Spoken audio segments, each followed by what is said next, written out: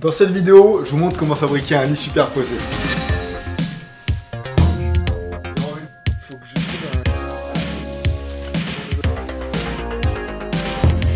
Le plan, c'est de fabriquer un aménagement provisoire sur du moyen terme pour inviter les copains, la famille sur ma deuxième chambre dans la maison que je rénove de A à Z. Donc on a un premier niveau plus large que le niveau du dessus, puisque s'il n'y a qu'une seule personne, je veux qu'ils dorment confortablement à l'intérieur de ces superposés. Pareil, tout a été fait avec du bois de récupération pour essayer de limiter les coûts, puisque quand on rénove, les copains, ça coûte vite cher.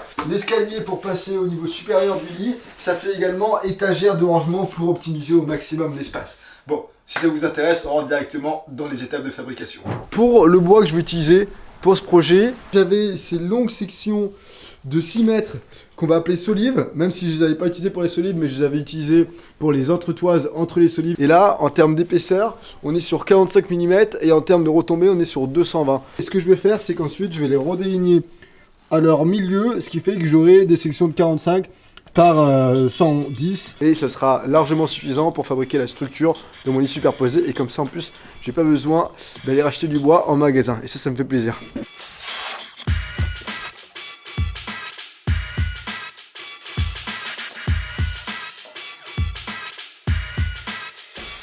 Allez, une de plus.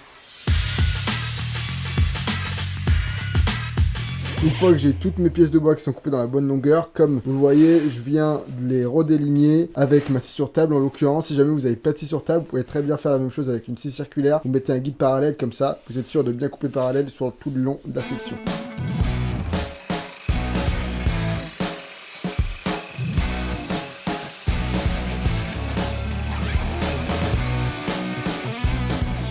Elle est bien utile cette petite servante, c'est de chez Wolfcraft, c'est tout bête mais ça te permet de déligner des grandes longueurs sans que le poids de l'extrémité de la planche vienne soulever l'autre extrémité et du coup toi tu es obligé de galérer pour appuyer comme un dingue et du coup c'est en plus assez dangereux.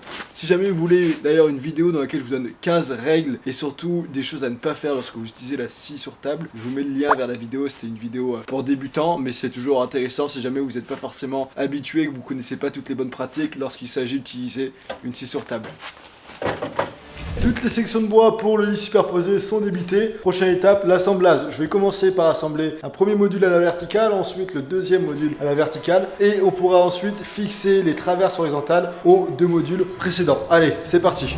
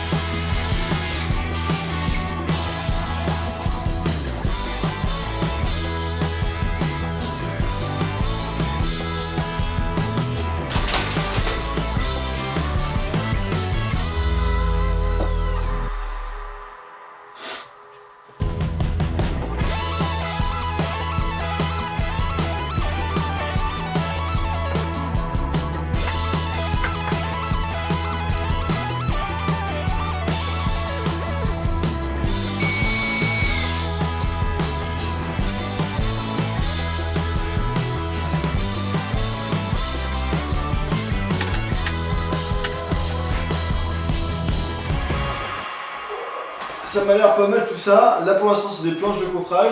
Je vais voir si je garde ces planches de coffrage ou pas. Dans tous les cas, elles sont trop humides, donc il faut que je les fasse sécher. Parce que quand on achète des planches de coffrage en magasin, elles doivent avoir un taux d'humidité. Quoi qu'il en soit, je pense que la structure sera très solide et ensuite bien sûr il faudra passer à l'étape de la finition, c'est-à-dire qu'on a quand même beaucoup de boulot à cette étape de la finition pour rendre cette structure très moche en un lit superposé plus ou moins esthétique. Et bah quelle journée les amis, on est dans l'ameublement de la maison. Le sponsor, vous l'avez deviné, c'est une marque qui est spécialisée dans les bureaux assis debout. Le nom de la marque, FlexiSpot. Le but d'un bureau assis debout, c'est comme vous voyez, de pouvoir travailler assis ou de pouvoir travailler debout. Pour la hauteur, au plus bas, on est à 63,5 et au plus haut, on va voir ça ensemble. Et puis l'avantage, c'est qu'on peut venir préenregistrer des hauteurs que l'on souhaite en termes de bureau. Comme ça, j'ai juste à appuyer sur la hauteur numéro 1 et ça reviendra à la hauteur initiale, ou pareil, la numéro 2. Et là, on peut monter jusqu'à 129 cm. Je peux passer en dessous avec ma chaise. Ce que j'aime vraiment beaucoup avec la marque FlexiSpot, c'est la qualité des produits. On a un montage qui se fait facilement, tout est carré, tout est bien propre comme j'aime. On a une robustesse sur le bureau qui est dingue. Hop, les gars, je peux me mettre dessus, je sais que ça tiendra mais vraiment sans aucun problème. Là, on peut monter à 3 et ça bougera pas. En bref, c'est vraiment de la bonne facture et je sais que lorsque je suis sur du FlexiSpot, j'aurai pas de souci à me faire sur la durée. Le nom du modèle de ce bureau assis debout, c'est le E7 Pro et le nom de cette chaise ergonomique, c'est la chaise C7. Il y a 40 options pour changer l'inclinaison des accoudoirs, l'inclinaison du dossier, de l'appui-tête, de l'appui lombaire, de l'assise. Bref, j'ai jamais eu une chaise avec autant d'options. Je sais même plus où retrouver les télécommandes. En tout cas, avec ça, j'ai plus aucune excuse. Je vais devoir bosser, les amis, et je vais m'y mettre de suite. On est au stade où il va falloir améliorer drastiquement l'aspect esthétique de ce lit. Puisque bon, vous le voyez, le bois, c'est du bois de récupération, il est sale. Et donc, je veux en faire quand même quelque chose d'assez beau.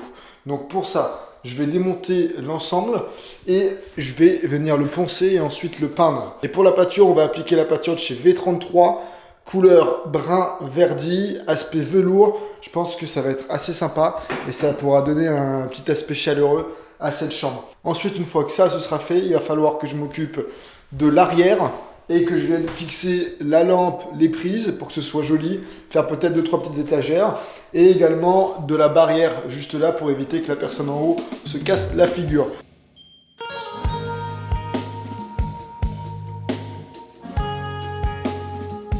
Ça y est, tout est poncé, on va pouvoir s'attaquer à la peinture.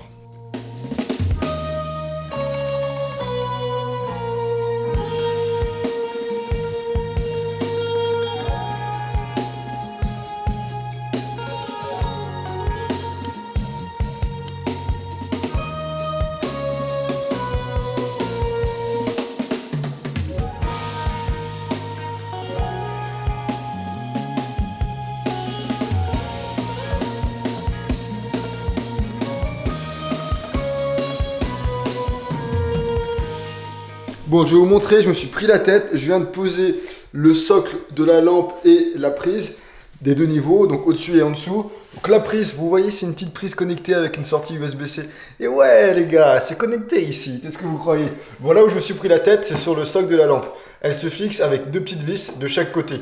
Sur ce côté-là, pas de problème, par contre juste ici, vous le voyez, je me suis embêté avec le montant du lit qui est juste à côté. Donc je suis allé trouver le plus petit tournevis qui existait dans mon atelier et j'ai réussi à le faire en diagonale comme ça, mais j'aime pas bosser comme ça, je me suis pris la tête.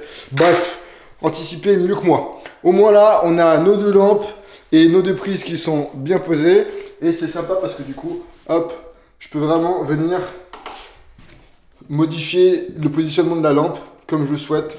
Donc pour ceux qui voudront lire, ça peut être une belle plus-value. Et maintenant du coup, prochaine étape, ça va être de s'occuper de la petite rambarde de protection pour éviter que la personne qui dort en haut se casse la figure. Je suis allé acheter des tasseaux rabotés. Je vais me couper une longueur complète, donc 2 mètres, et je vais me couper des petits montants, je pense de 20-25 cm, et je me ferai une petite rambarde tout le long en fixant les montants ensuite à mon lit superposé. Ça va pas être compliqué, c'est parti, on s'en occupe de suite.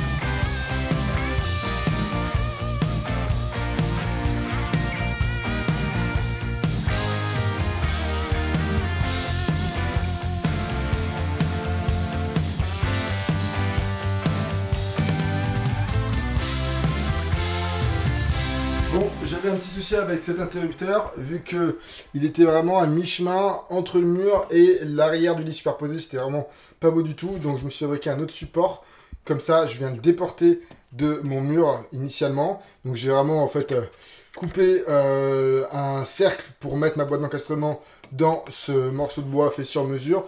Ça, c'est fixé au montant du lit superposé. C'est-à-dire que demain, si j'ai envie d'enlever ce lit superposé pour mettre un autre grand lit, il n'y a aucune fixation dans les murs initiaux de la chambre. Donc je pourrais l'enlever très facilement et je pourrais retrouver mes 4 murs tout blancs sans aucun trou dans les murs hyper facilement. Donc vraiment c'est pour ça que je voulais me faire un petit caisson qui était fixé au montant et pas au niveau du mur. Et comme ça je trouve que ça fait très bien l'affaire. Ça c'est un va-et-vient qui vient allumer ce plafonnier juste là et je retrouve l'autre interrupteur au niveau de la chambre.